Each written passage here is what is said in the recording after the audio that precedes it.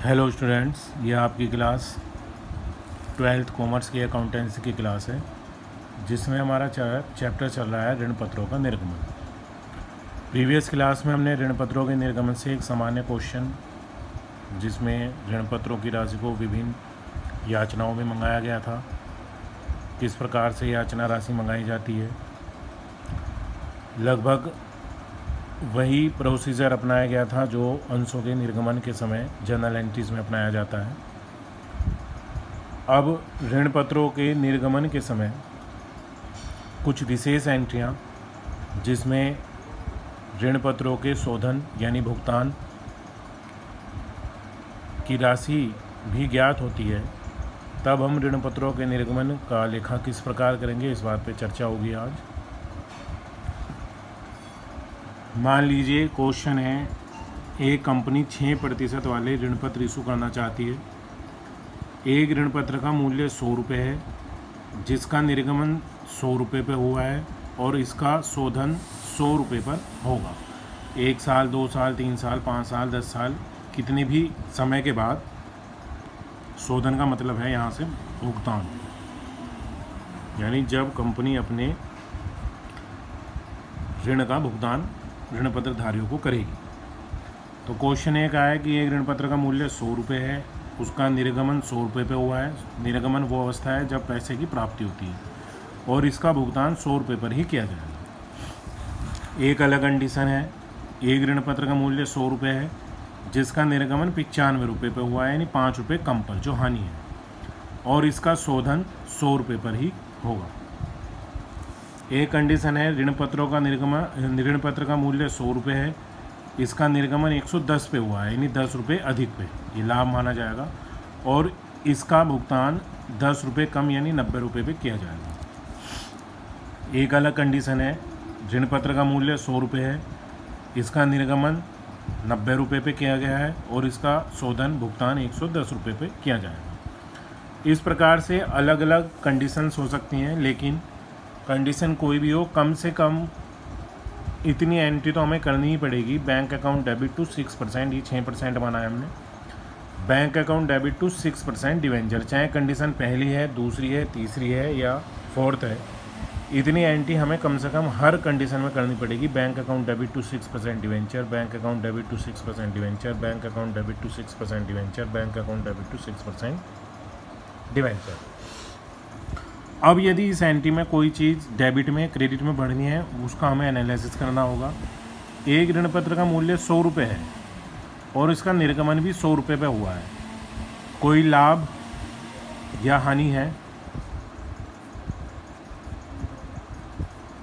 ना लाभ है ना हानि, क्योंकि 100 रुपये का ऋण पत्र 100 रुपये पर इशू हुआ है। तो बैंक अकाउंट के सामने भी 100 रुपये आएंगे और डिवेंचर के सामने भी 100 रुपये। अब निर्गमन को तो भूल जाए, निर्गमन का तो हम कर चुके। 100 रुपये वाले ऋण पत्र का भुगतान 100 रुपये पे होना है, तो क्या शोधन के समय कोई लाभ या हानि है? नहीं, ना लाभ है ना हानि, क्योंकि 100 रुपये ही ऋण पत्र का मूल्य है और भुगतान भी 100 रुपये हुआ है।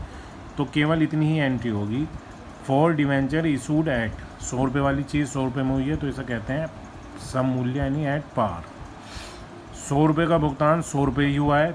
एंड रिडेमेबल का मतलब है शोधनीय, एंड रिडेमेबल एट पार, क्योंकि इसका भुगतान भी 100 रुपये पे ही होगा। सेकंड कंडीशन, 100 रुपये का ऋण पत्र 95 रुपये पे इशू हुआ है, कोई लाभ या हानि है? हाँ, हानि है, लाभ नहीं है। 100 रुपये की चीज़ 95 में इशू हुई है। इशू वो कंडीशन है जब कंपनी के पास पैसा आता है, यानी 100 रुपये के स्थान पे कंपनी को 95 रुपये मिले हैं, तो ये 5 रुपये जो है वो कहलाएगी कटौती। ये क्या है? हानि। और हानि को क्या करते हैं? डेबिट। तो इसे डेबिट साइड में बढ़ा देंगे हम, discount on issue of debentures account debit. Bank में आए 95 रुपये, 5 रुपये की हानि है, एक ऋण पत्र का मूल्य है 100 रुपये। अब निर्गमन को तो छोड़ दें, 100 रुपये के ऋण पत्र का भुगतान कितने में हो रहा है? 100 रुपये में। भुगतान के समय कोई लाभ हानि है? लाभ है या हानि? ना तो लाभ है ना हानि है, क्योंकि 100 रुपये के ऋण पत्र का भुगतान 100 रुपये। हमें यहाँ से कंपैरिजन नहीं करना है, जो उसका मूल्य है उससे कंपैरिजन करना है। 100 रुपये के ऋण पत्र का भुगतान 100 रुपये ही होगा, कोई लाभ है ना कोई हानि, इसलिए ना डेबिट में बढ़ाना है ना क्रेडिट में। फॉर डिवेंचर इशूड एट 95 का मतलब है कम पे हुआ है तो डिस्काउंट। एंड रिडीमेबल एट 100 रुपये की चीज़ का भुगतान 100 रुपये हुआ है एट पार। 100 रुपये के डिवेंचर का भुगतान 100 रुपये के डिवेंचर का इशू 110 में हुआ है, तो कोई लाभ या हानि है? यहाँ पे हमें लाभ है, हानि नहीं है, लाभ है। यानी 100 रुपये के स्थान पे हमें 110 रुपये प्राप्त हुए। जो लाभ है उसे क्रेडिट में बढ़ाएंगे। 2 premium on issue of debenture, यानी 110 रुपये बैंक में 100 रुपये का ऋण पत्र है और 10 रुपये प्रीमियम है। अब इस इशू को तो छोड़ दो, 100 रुपये का भुगतान कितना करना है? 90 रुपये, तो कोई लाभ हानि है? 100 रुपये का भुगतान हमें 90 करना है, मतलब हमने ऋण तो 100 का लिया था, भुगतान कितना करना पड़ा है? 90। तो ये लाभ है, हानि नहीं है, लाभ है, क्योंकि हमें कम भुगतान करना है और लाभ के लिए कोई प्रोविज़न नहीं होगा। लाभ के लिए कोई भी प्रोविज़न नहीं होगा, इतनी एंट्री आएगी। फॉर डिवेंचर इशूड एट 110 पे इशू आता है, यानी premium. And redeemable at discount, क्योंकि भुगतान 90 पे। बढ़ा हुआ मूल्य है तो प्रीमियम, कम मूल्य है तो डिस्काउंट, चाहे वो इशू पे है चाहे वो शोधन पे। 100 रुपये का ऋण पत्र 90 रुपये में इशू हुआ है, कोई लाभ या हानि है?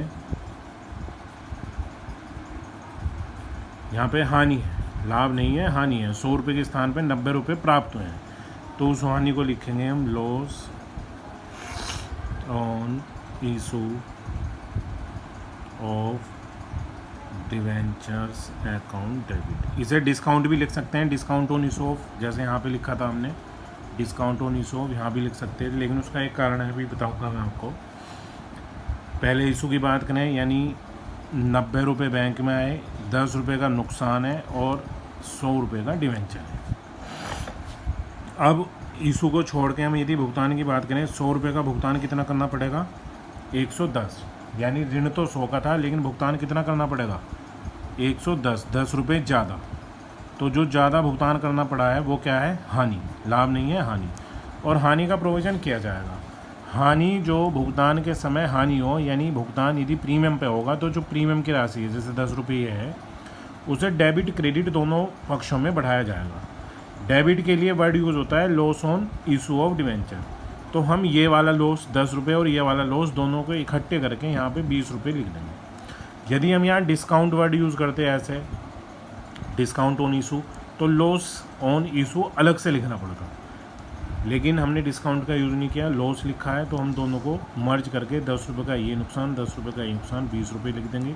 और ये जो 10 रुपये का नुकसान है ये कहीं ना कहीं प्रीमियम है, तो फॉर क्रेडिट में बढ़ा देंगे 2 premium on redemption of debenture account 10 रुपये। ये 10 रुपये जो हैं वो यहाँ भी बढ़े हैं, यहाँ भी बढ़े हैं। For debenture issued at, issue कितने पे हुआ था? कम मूल्य पे, यानी डिस्काउंट। एंड रिडीमेबल, यानी भुगतान कितना होना है? बढ़े हुए मूल्य पे, यानी प्रीमियम। कम मूल्य को डिस्काउंट कहते हैं, बढ़े हुए मूल्य को प्रीमियम कहते हैं। इस प्रकार से ये जर्नल एंट्रीज़ की जाती है। आप इन एंट्रीज़ को एक बार दोबारा समझें, करें। कल को फिर इन्हीं की प्रैक्टिस के लिए और क्वेश्चन कराऊंगा। Thank you students.